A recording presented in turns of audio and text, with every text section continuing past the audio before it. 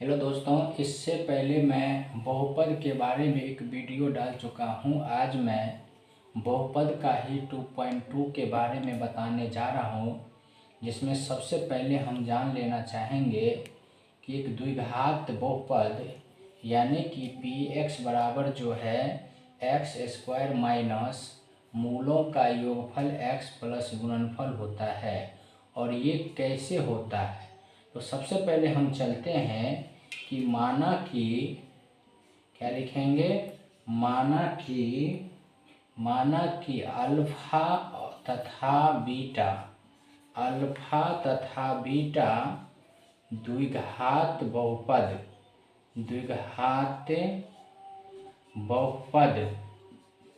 px, क्या लिखें, px बराबर क्या होता है a x square plus b x plus c, जहाँ पर जो है a equal to not zero होता है, जिसे मैं पिछले वीडियो में बता चुका हूँ। अब इसके जो है जैसे ही द्विघात बहुपद हुआ तो इसके शून्यकों की संख्या पूछी जाए तो शून्यकों की संख्या 2 होगी।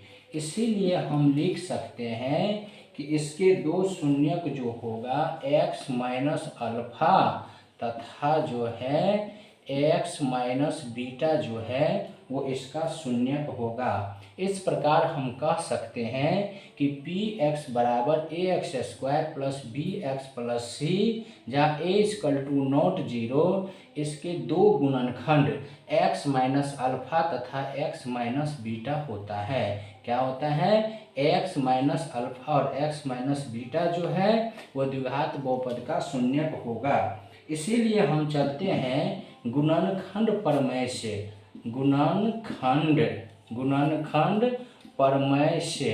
तो गुणनखंड प्रमेय से जब लेंगे तो क्या होता है, द्विघात बहुपद a x square plus b x plus c होता है। ये आपका द्विघात बहुपद हो गया, जहाँ पर हम इसको इस रूप में लिख सकते हैं, यानी के एक्स माइनस अल्फा, क्या लिखेंगे, के एक्स माइनस अल्फा लिखेंगे, उसके बाद एक्स माइनस बीटा लिखेंगे। अब इसे हम गुना करेंगे, उससे पहले हम जहाँ जान लेते हैं कि जहाँ पर के जो है एक क्या होगा, एक नियतांक होगा। के एक क्या होगा, नियतांक। नियतांक को हम अचर भी कह सकते हैं, नियतांक है। अब इसको हम जब गुना करेंगे तो क्या होगा, x into x minus alpha और यहाँ बीटा लिख देंगे, फिर x माइनस जो है अल्फा लिखेंगे। इस प्रकार इसको जब गुना करेंगे तो क्या आएगा, x square minus x into alpha minus x into beta, और माइनस माइनस क्या होता है, प्लस होता है, यहाँ पर हो जाएगा अल्फा इंटू बीटा। इस प्रकार से जो है इसको हम इस तरह से फिर लिखेंगे, एक्स स्क्वायर यहाँ पर कॉमन जो करेंगे तो x को अगर कॉमन कर लेंगे तो alpha plus beta into x हो जाएगा, और यहाँ पर अल्फा बीटा हो जाएगा। इस प्रकार से जो है द्विघात बहुपद जो होता है उसका द्विघात बहुपद ज्ञात करने का फॉर्मूला होता है एक्स स्क्वायर माइनस मूलों का योगफल प्लस गुणनफल। इस प्रकार यह सूत्र निकालना आप लोग अच्छी तरीक़ा से समझ गए होंगे। अब हम चलते हैं इससे आगे।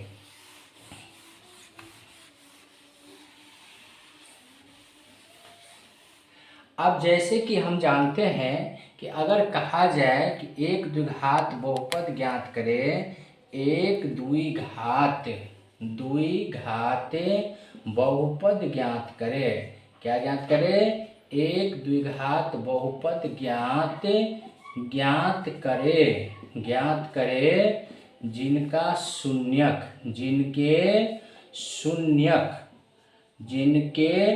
शून्यक कितना दे दिए, जिनके शून्यक जो है कि मान लिया कि 1/4 और -1 है। पहला क्वेश्चन मान लिए कि एक द्विघात बहुपद ज्ञात करें जिनके शून्यक 1/4 या -1 है। तो चलिए हम सबसे पहले चलते हैं, ये क्वेश्चन को बनाते हैं। तो सबसे पहले, इससे पहले मैंने बता चुका हूँ कि मूलों का योगफल जो होता है वो -b/a होता है। क्या होता है? -b/a होता है। लेकिन मूलों का, यानी कि यहाँ पे शून्यक दिया हुआ है, तो इसको हम मान लेंगे कि माना कि, क्या लिखेंगे? माना कि अल्फा बराबर 1/4 तथा, क्या लिखेंगे?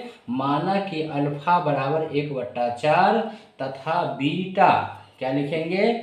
बीटा बराबर -1 है। इसीलिए px बराबर हमने समझ गए हैं क्या होता है? x² माइनस मूलों का योगफल x इन प्लस मूलों का गुणनफल, ये आपका सूत्र हो गया। अब इस सूत्र पर हम अप्लाई करेंगे तो x² हो जाएगा, और यहाँ अल्फा का मान कितना है? 1/4, प्लस बीटा का मान कितना है? -1, और यहाँ पर प्लस है तो माइनस प्लस क्या होता है? माइनस होता है। इसीलिए हम माइनस यहाँ 1 लिख देंगे और यहाँ x लिख देंगे। उसके बाद गुणनफल में क्या होगा? 1/4 गुने -1।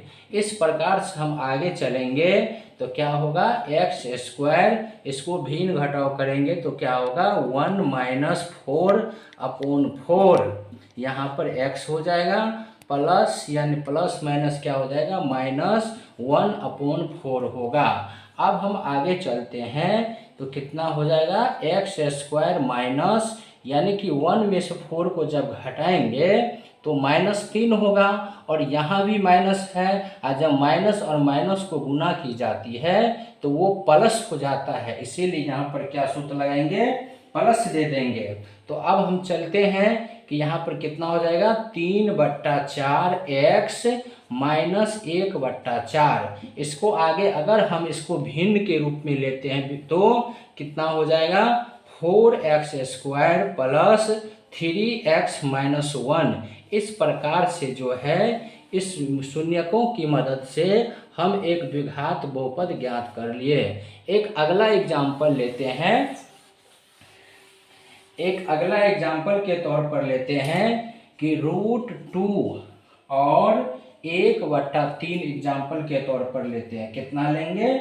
√2 और 1/3 1/3 जो है लेंगे। तो चलिए फिर हम उसी तरह से बैठाते हैं। तो मूलों का योगफल कितना, यानी कि इसमें क्या होगा? मूलों का योगफल तो दिया हुआ नहीं है, तो यानी कि फिर उसी तरह से लिखेंगे, माना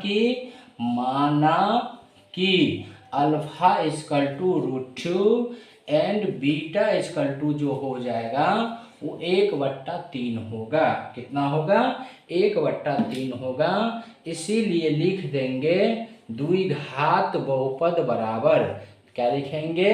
द्विघात बहुपद बराबर, अभी हमने सूत्र बताया था, क्या होता है? x² माइनस मूलों का योगफल x प्लस गुणनफल, ये आपका फॉर्मूला हो गया। तो अब इस पर हम मान बैठाएंगे तो क्या होगा? अल्फा का मान कितना है? √2 है। अब प्लस जो है बीटा का मान कितना है? 1/3 है, और यहाँ x ले लेंगे। अब फिर जो है क्या लिखेंगे? √2 गुने 1/3, ये आपका हो गया। अब इसको हम हल करेंगे तो क्या हो जाएगा? x² माइनस, इसको भिन्न जोड़ करेंगे तो 3√2, क्या हो जाएगा? 3√2 प्लस 1/3, इसको हम कर दिए। इसके बाद x हो गया, इसको हम करेंगे तो क्या हो जाएगा? √2/3 हो जाएगा। इसके आगे हम क्या करते हैं? x², क्या लिखेंगे? x², इसको हम यहाँ 3 लिख देंगे भिन्न घटाव या जोड़ करने पर। उसके बाद यहाँ पर हो जाएगा क्या चीज?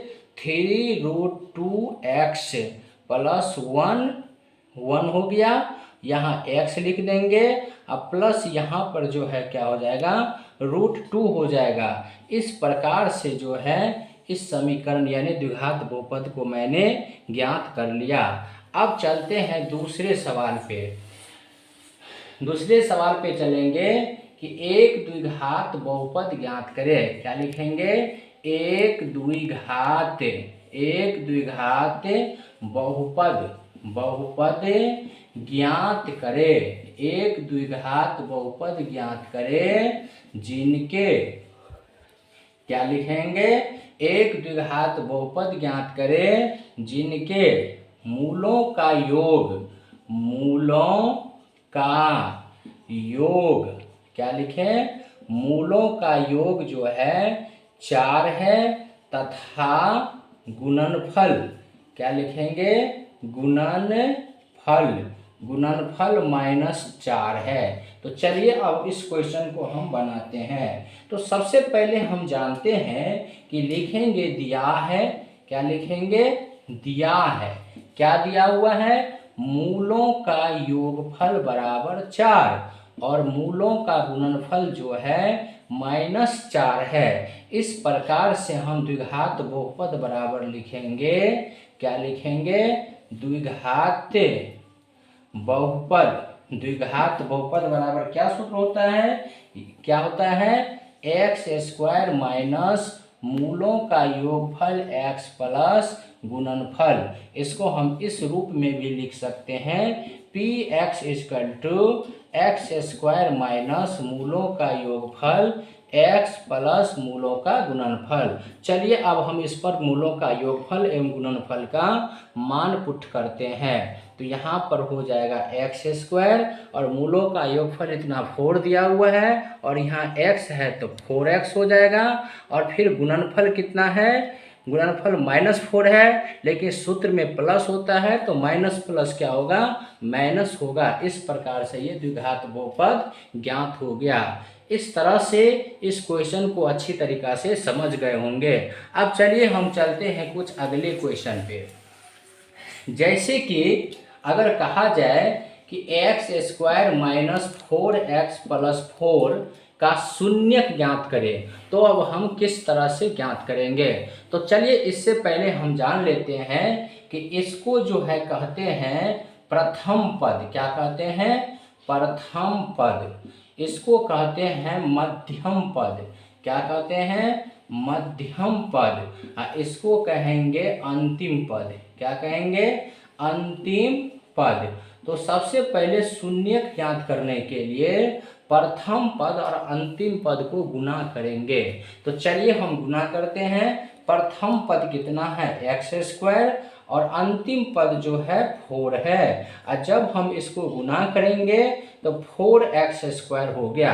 अब इसको हल करते हैं, क्योंकि इसका शून्यक ज्ञात करना है तो हम सबसे पहले अब क्या करेंगे? शून्यक ज्ञात करने के लिए इसका मध्यम पद का फैक्टर तोड़ेंगे और फैक्टर को इस तरह से तोड़ेंगे ताकि इसको 2 भाग में बांटने पर, यानी कि जोड़ने या घटाने पर मध्यम पद हो जाए और गुणा करने पर इस पद को प्राप्त कर लें। तो चलिए हम उससे करते हैं। x² माइनस, अगर यहाँ पर हम 2x और 2x लिख देते हैं तो माइनस माइनस प्लस, यानी कि जब समान चिन्ह होता है तो वो जुटता है और असमान चिन्ह होता है तो घटता है। इसीलिए -2 और -2 को जब हम गुणा करेंगे तो 4x² हो जाएगा और -2 और -2 को जोड़ेंगे तो मध्यम पद अर्थात 4x - 4x हो जाएगा। इस प्रकार इसके बाद 4 लिख देंगे। चूंकि शून्यक ज्ञात करना है तो चलिए अब इसमें हमको कॉमन करना है। तो कॉमन किस तरह से करेंगे? कॉमन का मतलब जो पद दोनों में हो, तो दोनों में क्या है? x है तो यहाँ पर x - 2 लिखेंगे। फिर यहाँ 2 कॉमन करेंगे तो x - 2 हो जाएगा। अब हम इसको इस रूप में लिखेंगे x - 2। क्या लिख दिए? x - 2। चूंकि इसका शून्यक ज्ञात करना है इसीलिए x - 2 = 0, इसीलिए x बराबर क्या हो जाएगा? 2 हो जाएगा। फिर हम इधर लेंगे तो x - 2 = 0, चलिए x बराबर कितना होगा? 2 हो जाएगा। इस प्रकार से x² - 4x + 4 इसका 2 शून्यक जो हुआ 2n2 जो है इसका 2 शून्यक हुआ। इस प्रकार से इस क्वेश्चन का शून्यक निकालना आप समझ चुके होंगे। एक अंतिम क्वेश्चन लेते हैं और देखते हैं इसे हल करके। जैसे कि लेते हैं 3x² माइनस 5x प्लस 2, इसका पूछा जाएगा कि शून्यक ज्ञात करें। तो सबसे पहले मैंने शून्य ज्ञात करना बता दिया हूँ। इसको गुना यानी प्रथम पद और अंतिम पद का गुना कर लेंगे और गुना करने के बाद उसको इस तरह से फैक्टर तोड़ेंगे ताकि जोड़ने या घटाने पर मध्यम पद आ जाए। तो चलिए हम इसको गुणनखंड करते हैं। 3x² minus 3x minus 2x plus 2। अब देखिए 3 और 2 को जब जोड़ेंगे 2x को तो 5 हो जाएगा और इसको गुना करेंगे तो प्रथम पद और अंतिम पद का गुणनफल भी प्राप्त हो जाएगा। अब हम यहाँ कॉमन जो करेंगे तो 3x माइनस 1 हो गया, फिर यहाँ 2 कॉमन करेंगे तो x माइनस 1 हो गया। यहाँ पर 3x minus 2 and x minus 1 हुआ। क्या हो गया? x माइनस 1 हो गया। तो अब हम जो है सबसे पहले इसका शून्यक निकालेंगे तो क्या करेंगे? 3x माइनस 2 इक्वल टू 0, इसीलिए 3x बराबर हम 2 लिखेंगे। चलिए x का मान कितना हो जाएगा? 2/3 हो जाएगा। अब अगला शून्यक हो जाएगा x माइनस 1 इक्वल टू 0, इसीलिए x बराबर 1 होगा। इस प्रकार पूछा जाए कि 3x² माइनस 5x प्लस 2 का शून्यक क्या होगा तो हम आसान से इसे बना देंगे, आसानी से इसे हल कर देंगे।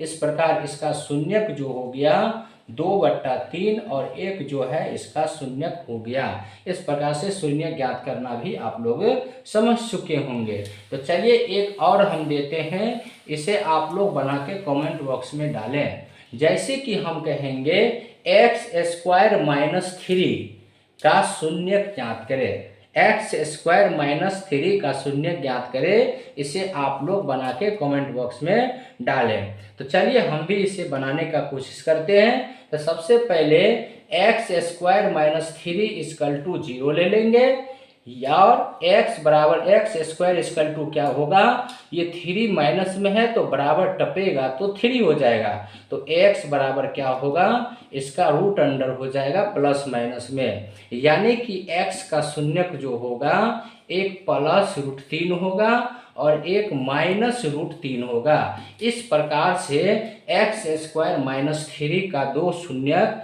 प्लस माइनस √3 हो सकता है, यानी ये भी समझ में आ गया होगा।